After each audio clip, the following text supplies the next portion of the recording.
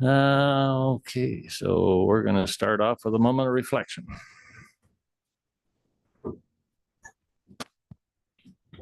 Let us be mindful of the needs of all our citizens and advance only those causes that will ensure peace and harmony in our community now and always.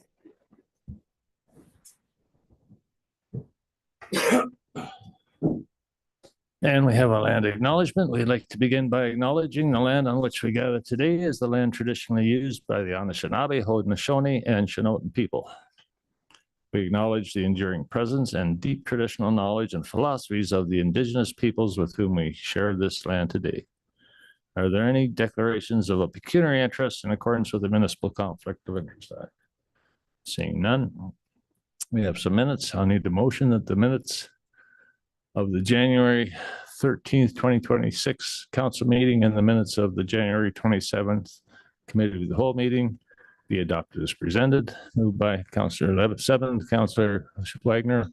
All if it's been a long day. All in favor? Carried. No presentations in the public meeting.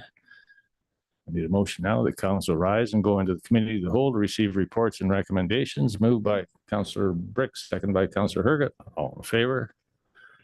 I think we're going to move right down to, there was an addendum article for Councillor Herget in Road and Bridge. Thank you, Mayor Nowak. R&B 1/2026 culvert number 2051 replacement on Moser Young Road tender award. I need a motion that the council of the Township of Wellesley approve the award of contract number 2026-01 for the replacement of culvert number 2051 on Moser Young Road to Keyswetter Excavating Incorporated for a total tendered amount of $458,759 plus applicable HST. Can I have a mover? Councillor Seven, seconded by Councillor Brick. Does the director have a report? Yes, thank you, Councillor Herget. So this report is to award the contract to replace the culvert on Moser Young Road, which is just south of Lawson Line. There's a photo that's attached there, a satellite photo to the report. So to award this to replace it with a concrete box culvert and award it the tender to Keyswetter Excavating. The culvert replacement's been identified through the years in our OSIM reports, which happen biannually, and they're conducted by a engineer on our behalf. And because of that, because of it being identified in the OSIM reports, it's been part of our 10-year capital forecast as well as our asset management plan since its inception.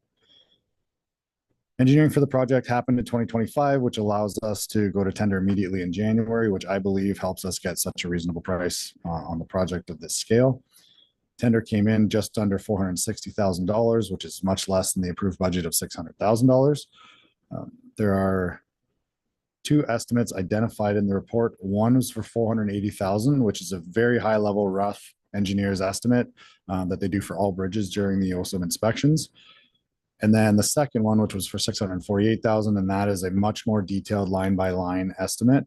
That's going to be generally much higher than the actual cost as they come in. That's why I felt that the $600,000 number that I brought to budget deliberations to council there in December would be adequate, and it turned out it is. Some things that work to our advantage for project pricing like this is the low volume nature of the road. It creates a lot less headaches for the contractors. There's no detours necessary sometimes, less interruptions and distractions. And I think the price reflects that. Also, the project site is very close to Keyswetter's yard. So if they're transporting equipment to and from, there's very little overhead for them that way. So I think that helped a lot with the pricing that we're seeing, which is, again, well under our budget number. Based on the engineer's analysis of the bid packages that we received, we recommend awarding the contract to Keyswetter Excavating as a low bidder. We've used Keyswetter for several projects in the past and have a good working relationship with them. And I think that's all I have. I'm happy to take any questions. Thank you, Chris. Are there any questions? So I appreciate the lower bid on that. I'm concerned that the savings there will probably go into the snow removal Unfortunately, this is capital dollars from the reserve that are being used here, not operating dollars, but yes, that's a nice thought. for sure. Okay. I just have one question. Is that the price include a guide rail on top or? That price does include, I believe the intent on this one, I have to look at the drawings again, but I believe the intent on this one is to lengthen the culvert so that a guide rail is not required. Okay. Okay, no more questions. I'll call the question. All in favor? That's carried unanimous. Okay, we're gonna move down to AF&P, Admin and Finance, Report 3 of 2026. Wellesley Northeast Hope Agricultural Society Agreement. The recommendation that the Council of the Township of Wellesley authorize the mayor and clerk to execute the Wellesley Parkland Lease Agreement between the Corporation of the Township of Wellesley and the Wellesley Northeast Hope Agricultural Society for the purpose of authorizing use of specific Township of Wellesley lands and buildings for the fair purposes. Have a mover for that, please. Councillor Seven, second by Councillor Brick. And Rick is going to speak to this one. Yes, thanks, Mayor Nowak. So as council's aware, when we closed down the old Wellesley Arena and Community Center, the fair then moved their operations up to the new recreation complex. They've hosted the fair there for 2 years now. So we had an agreement with them on the old lands based on the fact that the Ag Society donated most of those lands to the township. There was an ongoing arrangement, and we wanted to bring all of those rights and responsibilities over to the new arena as well then, or the new complex, so that the fair could continue and that the Ag Society could keep the rights that they previously had. So basically this allows for them to have the fair at the at the rec complex, allows them to have 2 fundraisers per year at no charge, 12 meetings per year, and also use the picnic shelter at the old arena still, as long as it's standing there, for the purpose of their dairy education, as well as the farmers market. The farmers market wasn't actually something that was in the previous agreement, but council had approved it several times over. So in working with Mary and Joanne on this, we felt it best just to put it right in the agreement, and if council agrees, then they don't need to come back for that permission on an annual basis. So that's why we've added that in, and I want to thank Mary and Joanne for working so well with us on getting this agreement done. It did take us a while to get there, but I think in the end, we've got a really good agreement that benefits all parties. Questions from council? Okay, Councillor Wagner. I don't see anywhere in the agreement the same type of stipulation that was first put on it as far as the 20 years. Is there no expiry on this one? Are we? Yeah, no, there is a 20-year clause in there. Sorry, I'm working on one computer screen, so it's making it a little tougher for me to look at it, but there is a 20-year initial term in there. And then it's renewable after that for, I think it was additional 5-year terms. And either party can cancel after that 20-year term. Okay, thanks. Any other questions? No other questions? I'll call the question. All in favor then? And that's carried, and that's a done deal, finally. Thank you. Okay, we're gonna move right on. Recreation, is there something with the Recreation Advisory Board? No, there's nothing there. Okay. So Committee of the Whole, I need a motion that the Committee of the Whole rise and council resume and report. Moved by Councillor Brick, second by Councillor Herget, all in favor, and that's carried.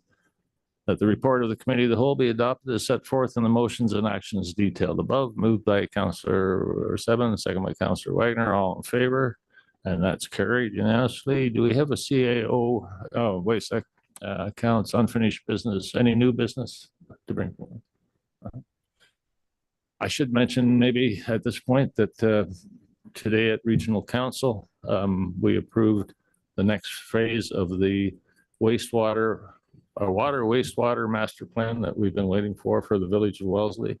And I think I've asked the clerk to somehow bring a report to council so that you, whether it's on information or she'll figure out how to do it, but it's an interesting report. It just sort of sets out the growth scenario from now until 2051 and the costs involved with adding more water capacity and more sewage capacity. So it's an interesting report. So just for your information. Unfinished business, new business, CEO update. Thanks again, Mayor Nowak. A few things to update you on tonight. We've received approval from the MECP for the sewage system works at the Linwood Community Center. This will not only provide the capacity for the health center addition, but also correct issues that MECP has flagged concerning functionality of the current system over the past number of years. Water usage at the facility is much lower than design flows, which caused some operational problems in the system that will now be corrected. Plans for the health center addition do continue to progress, and we hope to have more info for council at the next committee meeting.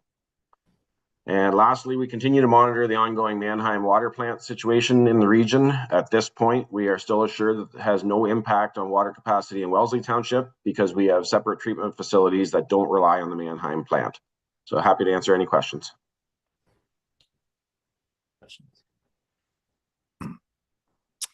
So I just flagged one issue that it doesn't have an immediate impact on Wellesley Township. We don't know what the costs are going to be and how it's going to be funded to pay for it. So there's a potential that some of it may be funded through the levy, in which case there could be. And I'm just saying there could be. I'm not sure if there will be, but there could be some impact to the Wellesley levy on that. So just for information. I think that's fair, Rick. Yeah, you're 100% correct. We have no idea at this point. It should be funded through water rates. However, there could be some upfront funding that needs to happen somewhere else, and I guess that would be up to regional council how they're going to take care of that. Okay, no more questions. Okay, so we'll now get to the bylaws. I need a motion that bylaw number 5-6 of 2026 be read first and second time. Moved by Councillor Brick, second by Councillor Herget. All in favor? And the bylaws, the same bylaws be read a third time, passed, and the mayor and clerk be authorized to sign and seal the bylaw under the corporate seal. Moved by Councillor Wagner, second by Councillor Seven. All in favor? And that's carried. We should point out the one bylaw there that's addresses a new member of council. Do you want to speak to that just briefly? Sure, I can say a few words. So you'll see bylaw number 5, 2026 is an appointment bylaw for our new deputy clerk who started with us at the beginning of January. This is her third meeting now, I believe. So welcome to Julianne Scott.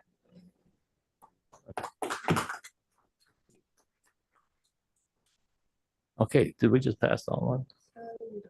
Oh, I need a vote on the last two.